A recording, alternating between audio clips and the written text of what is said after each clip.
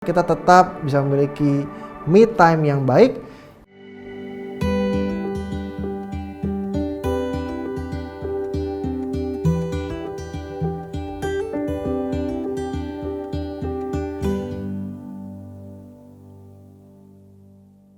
Hai sahabat Gading Konseling, hari ini saya mendapatkan email dari J, seorang perempuan tinggal di Tangerang. Dia bilang, Pak, usia saya 30 tahun dan mempunyai 3 orang anak, 2 laki-laki, 1 perempuan, berusia 5 tahun, 3 tahun, dan 1 tahun. Dan saat ini saya merasa amat sangat depresi karena tidak bisa kemana-mana semasa pandemi.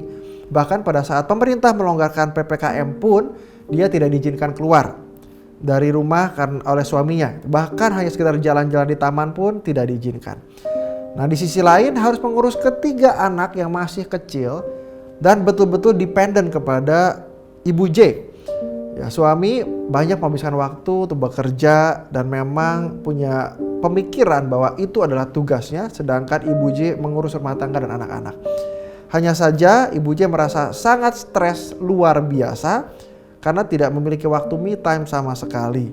Nah, sehingga saat ini sering menangis, depresi, bahkan mengetahui saat dirinya hamil lagi, dia justru merasa tidak punya hidup lagi, merasa tidak happy.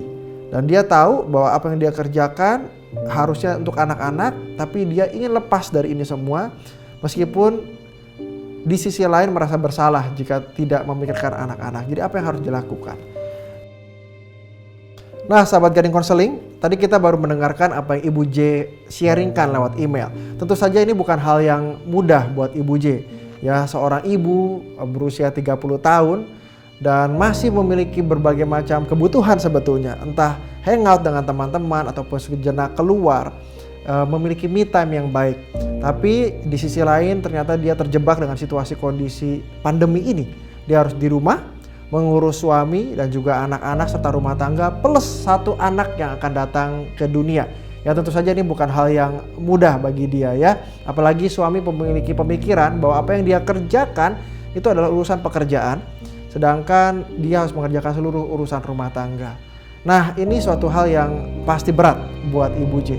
Dan mungkin Ibu J juga sudah mengatakan kepada suami apa yang diinginkan, apa yang dibutuhkan, tapi mungkin mendapatkan respon yang tidak sesuai. Nah, sehingga rasa stres, frustasi, dan depresi ini semakin besar. Nah, apa sih yang harus dilakukan untuk mengatasi hal-hal seperti ini?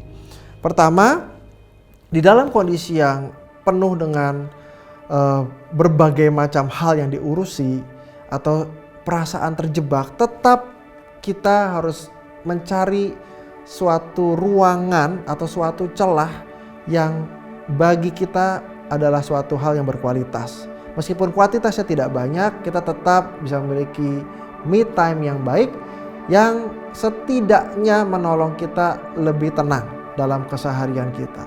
Ya, entah itu ada orang yang suka berolahraga, olahraga yang ringan, ataupun sekedar baca buku, ataupun mendengarkan musik pada saat anak-anak tidur. Tapi mencari aktivitas yang disukai itulah yang dapat menolong diri kita lebih tenang. Tapi yang kedua, tetap juga kita perlu mengusahakan untuk berbicara dengan suami, dengan pasangan kita, dengan apa yang kita pikirkan, apa yang kita rasakan. Gunakan I statement yang baik. Saya merasa seperti apa, atau saya membutuhkan situasi kondisi yang berbeda. Saya memerlukan kamu sesekali menjaga anak-anak supaya saya bisa memiliki waktu 5 atau 10 menit untuk menenangkan diri saya.